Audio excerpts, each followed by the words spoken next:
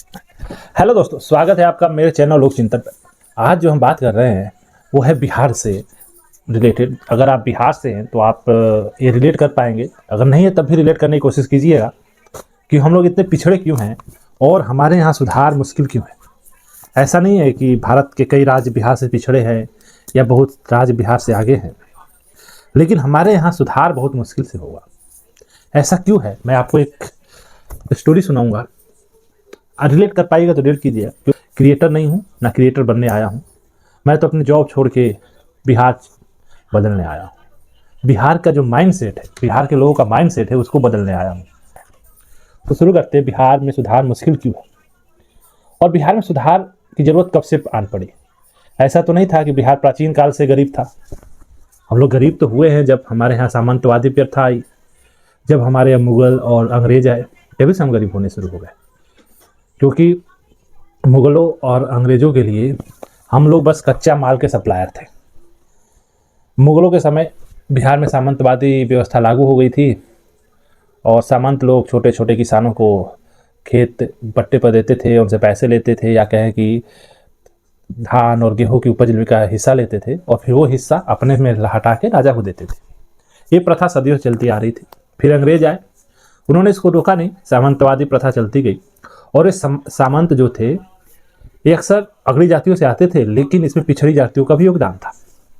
अगर आप आज देख लें तो कई पिछड़ी जाति के लोग हैं जिनके पास हजारों बीघा है, 2000 बीघा जमीन है, और उनकी जातियों में उनके अलावा किसी के पास जमीन नहीं है। तो उनके पूर्वज पिछले समय सामंत रहे होंगे। ठीक, तो सामंत किसी अगड़ी या पिछड़ी जातियों की नहीं, सामंत एक अलग ही जात है।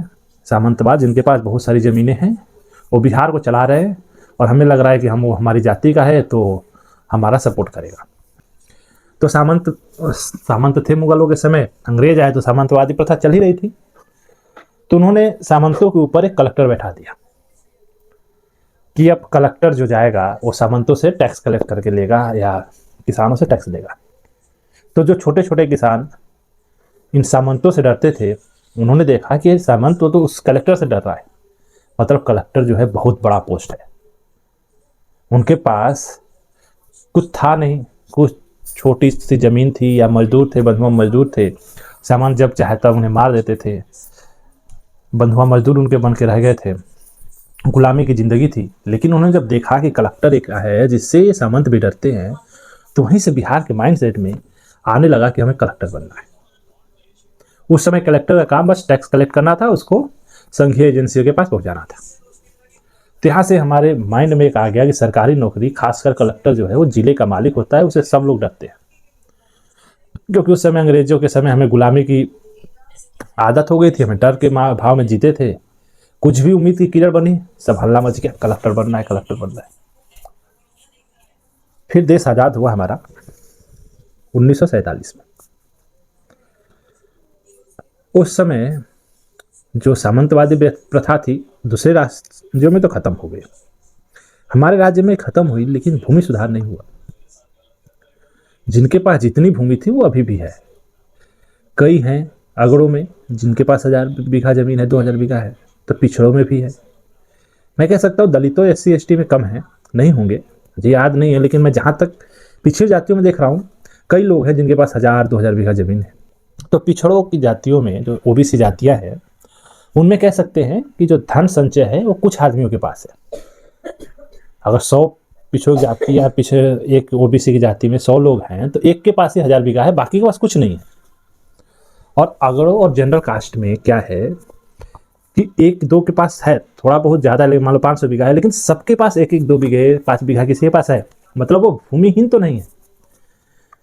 लेकिन दूसरी जातियों में भूमिहीनों की संख्या बहुत ज़्यादा है, आपके पास भूमि नहीं है। तो सामंतवादी प्रथा जो पहले थी वो अभी भी वैसी बनी हुई है, क्योंकि बिहार में भूमि सुधार के नाम पर कुछ नहीं हुआ और होगा भी नहीं। क्योंकि हर जातियों में धनाढ़ लोग हैं जिनके पास 1000-2000 बीघा है, जो पॉलिटिक्स को कंट्रोल करते हैं। भले आप किसी भी जाति के हो और आप उस पर गर्व भी करते हो कि हमारी जाति के फलाने लगे हुए 2000 बीघा है, और वो नेता हैं, वो विधायक है, वो मंत्री हैं, लेकिन वो कोई भूमि सुधार नहीं होने देंगे। क्योंकि जितनी आप चाहते हो कि जनरल कास्ट में ज़मीनें उनको फ़ायदा नुकसान हो जाएगा, उतनी नहीं होगी। कि उनके पास 90% के पास 5 बीघा 10 बीघा जमीन है, और भूमि सुधार हुआ तो उनके पास 2 बीघा हो जाएगा और आपके पास 2-3 बीघा आ जाएगा, सब बराबर हो जाएंगे। लेकिन आपकी जाति का जो धनाढ्य है, जो अमीर है, जिनके पास 1000-2000 बीघा जमीन है, वो तो आ जाएगा 50 बीघे पर। तो ऐसा होने नहीं देगा। तो पहली तो रीजन ये है, बिहार में सुधार मुश्किल है। पहला तो सामंतवादी प्रथा जो है वो कभी खत्म हुई ही नहीं।